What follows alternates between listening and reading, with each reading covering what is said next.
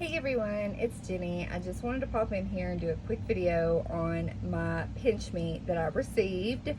So as you can tell from the items below here, this is what I received in my Pinchme box.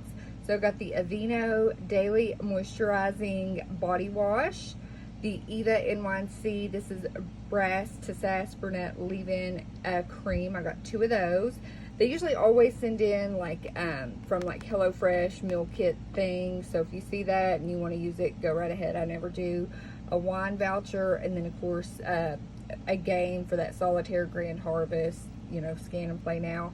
I usually don't bother with any of the little like vouchers that they do in the Pinchme box, but I will definitely be using the Aveeno body wash. And they sent me last time the shampoo and conditioner of this Eva NYC, the Brass to Sass, so for brunettes. So I'm excited to try it.